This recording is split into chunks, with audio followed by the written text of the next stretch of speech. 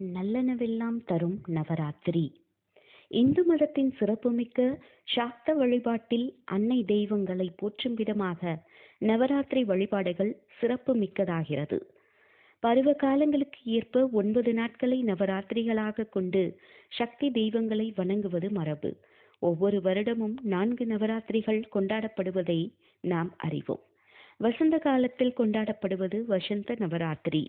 பங்குனி மாதம் அமாவாசை முதல் 9 நாட்கள் இது கொண்டாடப்படுகிறது. ஆனி மாதத்தில் கொண்டாடப்படுவது ஆஷாட நவராத்திரி. ஆனி மாதம் அமாவாசை முதல் 9 நாட்கள் கொண்டாடப்படுகிறது. புரட்டாசி மாதத்தில் கொண்டாடப்படுவது சாரதா நவராத்திரி. புரட்டாசி மாத அமாவாசை முதல் 9 நாட்கள் கொண்டாடப்படுகிறது. தை மாதத்தில் கொண்டாடப்படுவது ஷியாமலா நவராத்திரி. தை மாத அமாவாசை முதல் 9 நாட்கள் கொண்டாடப்படுகிறது. இவற்றுள் சாரதா நவராத்திரி மிகவும் விசேஷமானது. சாரதா நவராத்திரி பூஜை புரட்டாசி மாதத்தில் அமாவாசை கழிந்த பூர்வபட்ச பிரதமை திதியில் ஆரம்பித்து நவமி முடிய செய்ய வேண்டும் என்று காரண ஆகமம் கூறுகிறது.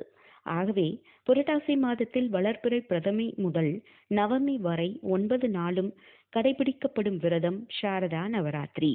உத்தராயணத்தில் வசந்த நவராத்திரியும் தட்சாயன காலத்தில் சாரதா நவராத்திரியும் தேவியை பூஜிக்க சிறந்த காலம் ஆகும்.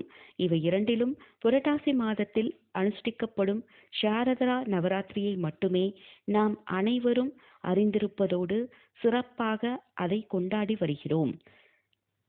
நவராத்திரி பெண்கள் விரும்பி செய்யும் ஓர் தெய்வீக பெருவிழா.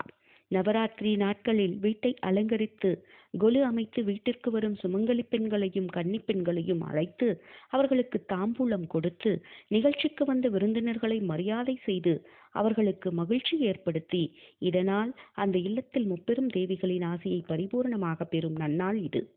நவராத்திரி முதல் 3 நாட்களில் வீரத்தையும் தைரியத்தையும் வேண்டி பராசக்தியை வழிபடுதல் வேண்டும். அடுத்த 3 நாட்களும் செல்வத்தை வேண்டி மகாலட்சுமியை வழிபட வேண்டும். இறுதி 3 நாட்களும் கல்வி, அறிவு, சகல கலை ஞானங்கள் என்பனவற்றை வேண்டி சரஸ்வதி தேவியை நல்லனவெல்லாம் தரும் நவராத்திரி.